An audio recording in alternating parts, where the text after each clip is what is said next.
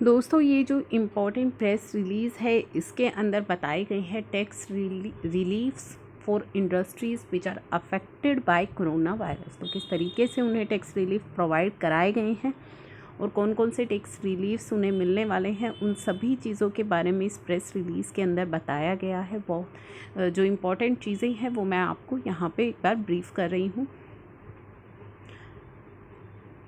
In view of challenges faced by the taxpayer due to outbreak of COVID-19, government has taken several taxation measures to extend the tax exemption received by the industries। कौन कौन से measures हैं वो एक बार मैं आपको यहाँ पे ब्रीफ कर देती हूँ, जो कि इस प्रेस रिलीज़ के अंदर बताए गए हैं डिटेल में।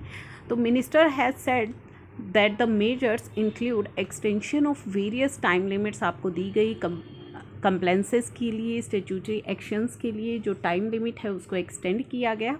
Under the taxation and other law act 2020 एक लाया गया था, अगर आपको ध्यान हो तो उसके अंदर एक्सटेंड की गई थी ये टाइम लिमिट्स। और एक इम्पॉर्टेंट चीज़ और आपको यहाँ पे रिमाइंड करवा रही हूँ, Q1 और Q2 की TDS रिटर्न के लिए जो टाइम लिमिट है उसको एक्सटेंड किया गया था 31 मार्च 2021 तक। तो काफ़ी सारी क्वेरीज आ रही थी Q1 एंड Q2 के लिए, तो वो मैं यहाँ पे आपको क्लियर कर रही हूँ। ये जो टैक्सेशन एंड अदर लॉ आया था, इन्हीं सब चीज़ों के साथ ये जो डेट है ये एक्सटेंड की गई थी TDS रिटर्न के लिए फॉर Q1 एंड Q2।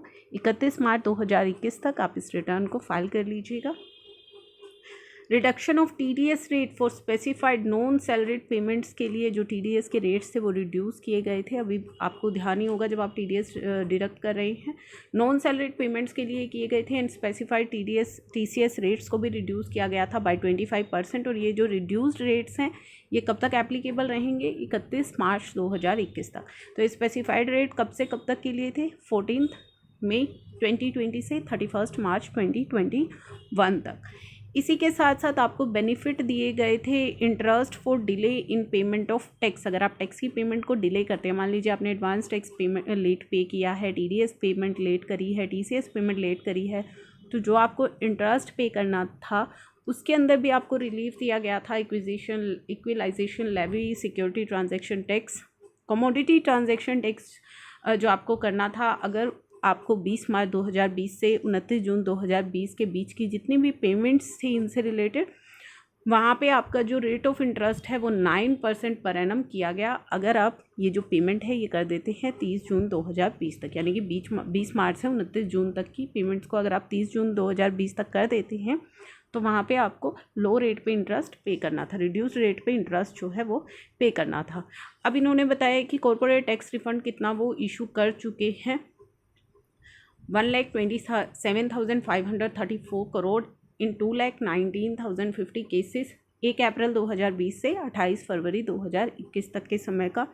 उसके बाद इन्होंने बताया है विवाद से विश्वास स्कीम के अंदर भी एक्सटेंशन की गई है। जो विवाद से विश्वास स्कीम का बेनिफिट लेना चाहते हैं, फाइलिंग ऑफ डिक्लेरेशन के लिए 31 मार्च है, जो मैं आपके साथ अपडेट ऑलरेडी शेयर कर चुकी हूँ। और making payment without additional amount to 30 April 2021 तक आप ये पेमेंट कर सकते हैं विवाद से विश्वास स्कीम के अंतर्गत। अगर आप पेमेंट करना चाहते हैं, स्कीम का बेनिफिट लेना चाहते हैं, तो डिक्लेरेशन फाइल कर लीजिए 31 मार्च तक और आप पेमेंट कर सकते हैं विदाउट एनी एडिशनल अमाउंट। आप 30 अप्रैल 2021 तक का आपको ये एक्सटेंशन दे दिया गया है। इसकी नोटिफिकेशन भी मैंने आपके साथ शेयर की थी। उसके बाद इन्होंने बताया है कि extension of date of commencement of operation. तो date of commencement of operation SEZ unit के केस में भी इस डेट को एक्सटेंड किया गया था टू 30 सितंबर 2020 तक फॉर द यूनिट जिन्होंने अप्रूवल ले ली है 31 मार्च 2020 तक।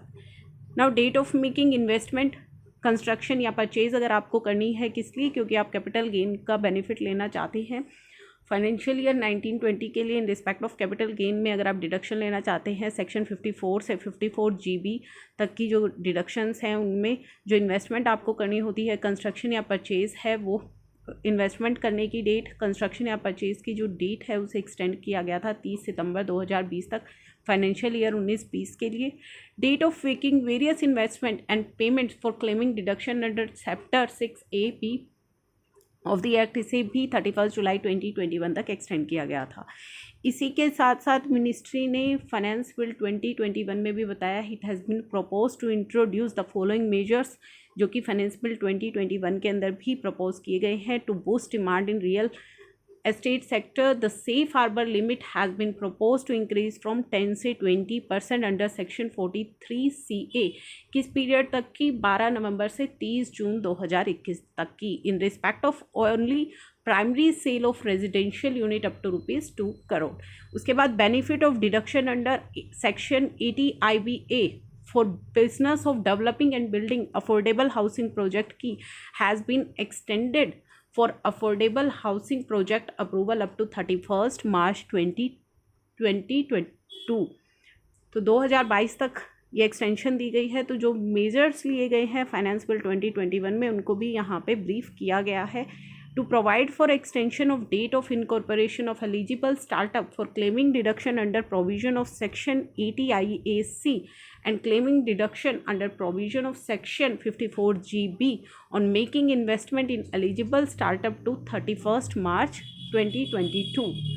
तो ये सभी चीज़ें आपको बताई हैं। और जो इम्पॉर्टेंट है वो आप देखिए, to reduce complaints burden on small and medium enterprises पर जो कंप्लेंट्स बर्डन है उसको रिड्यूस करने के लिए अगर आप 95% और मोर ट्रांजैक्शन अगर आपकी डिजिटल मोड से है तो आपकी एनुअल ऑडिट जो है ऑडिट है अकाउंट्स की अंडर सेक्शन 44AB उसकी जो लिमिट है has been propose to be increase to 10 crore. तो यहाँ पे प्रपोज लिमिट आपको बताई गई है। Replying in context of COVID-19 situation, ministry stated that the immediate requirement of ventilator and other item, the central government by notification 2020/2020 custom dated जो 9 April को आई थी, has granted exemption from basic custom duty and health cess on import of the following goods. को अगर आप import करते हैं तो वहाँ पे basic custom duty and health cess की एग्जम्पशन दी गई है with the immediate effect and up to 30 सितंबर 2020 तक।